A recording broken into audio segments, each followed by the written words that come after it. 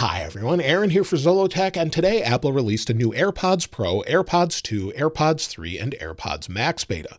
Prior to this, there was another beta that was released about a month or so ago, and that was version 5A282d. Now they've updated it to 5A304a. So I'm going to show you how to install the update and also talk about what's new. Now the first thing is you need to check your version number. In order to do that, just connect your AirPods. We'll give it a second. They're connected. Go into settings. You should have a new settings option for AirPods Pro if you're on the latest betas, and then go into that, scroll to the bottom, and you'll see the version number, 5A304a. So that's on the beta, and in order to install this, it's a little bit tricky and requires a few different things. You'll need a Mac, and you'll need to be running the latest version of Xcode 14 betas. So you'll need that on a developer account, and once you have that, after you've installed it, this time around with Beta 3, it was about 7 gigabytes. Once you've installed that, you need to connect your phone to your Mac in order to enable the developer menu. So we'll connect it. It's connected here.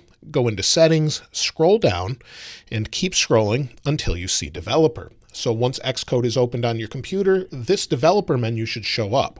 However, if it's not showing up, go up to your privacy and security settings, go to the bottom, then go to developer mode and make sure this is turned on, reboot your device, go back in, and then try over again, and you should have the developer menu. Once you have the developer menu, go into that, scroll all the way to the bottom, then you'll see AirPods Testing Pre-Release Beta Firmware. Go into that menu option, and then you'll see Pre-Release Beta Program. And then you have the option to install it on any one of these devices by turning on the little switch here.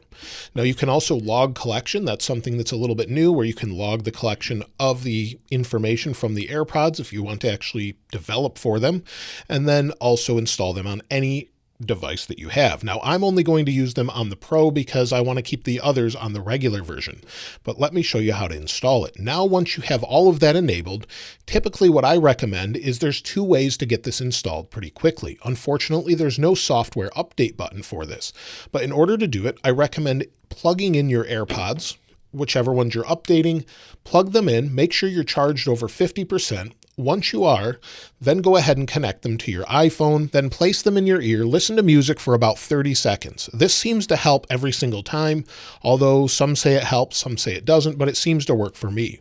After you've listened to music for 30 seconds, put the AirPods away, close the case, shut off the phone. You can plug in the phone as well, walk away, and about 15 minutes later, it will automatically update. However, the best method I've found is just plug it into a computer and have it connected to your iPhone. Do the same thing, plug it into a computer, and it seems to update even faster. So that's what I've found updates these the fastest. Now, once you've left them for a while, go into your settings, check at the bottom, and you should have the updated version number of 5A304a. This updated version includes automatic switching and various bug and stability fixes according to Apple. Now, I've listened to this for a little while since I've had it updated, probably for an hour or so, and noise cancellation seems greatly improved to me. So that's definitely better, at least for me, and transparency works great, although it did seem to be a little bit louder in the left ear for me for some reason. But in general, the noise cancellation seems much better. Now, it is a beta, that could change, but it seems to be better this time around. Also, switching modes seem to be faster too, meaning switching between transparency and the noise cancellation modes, or just turning that off, or spatial audio. It seems to work pretty well for that. Also, spatial audio sounds great, and this update may also enhance things such as the new spatial audio personalization options within your settings. So within those same settings, if we go up, you'll see personalized spatial audio. If you set this up, this is something new that will be out with iOS 16 and definitely helps with overall spatial audio. It improves them, and I'm sure they're making improvements to that as well. Now, as far as battery life, we don't know if it's going to change anything. I really wouldn't expect any updates, especially since these batteries are a couple years old at this point. But in general, it seems to be much better, and also switching between devices seems much better. You'll see how fast it connects to my iPhone. It also connects quickly to my Mac. If I was to start playing music on macOS Ventura, it jumps back and forth very quickly. As far as additional features or options, I did not see anything different, but we still have all of the same settings, and I'm able to control jumping back and forth through songs and everything else with the AirPods. So I tried all of the different features. It seems to work fine without an issue, and it's working much better. So I think this will be an improvement, but definitely we could use some AirPods Pro too. Now, should you install the beta updates on your AirPods? I would say, of course, if you've already installed the first version, then go ahead. But if you haven't, I would recommend against this and wait till the public version comes out, as we really don't know how this is going to affect it, and it's not easy to downgrade. All you can do is go back into your settings, into the developer mode, to turn this off and wait for the public beta to come out, or the public version to come out rather.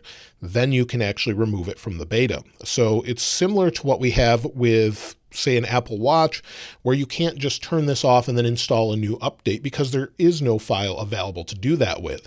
So you can turn that off and then wait for the next version of the public update, and they will switch to that. Otherwise, I would stay off of this, but if you're already on the beta, go ahead and update. Now, if you've found anything else in this update, I'd love to hear from you in the comments below. And of course, it's available to all of the different AirPods I mentioned, AirPods 2, 3, Pro, and Max. Again, if you found anything else, let me know in the comments below. And of course, if you'd like to get your hands on this wallpaper, I'll link it in the description like I normally do. If you haven't subscribed already though, please subscribe. And if you enjoyed the video, please give it a like. As always, thanks for watching. This is Aaron. I'll see you next time.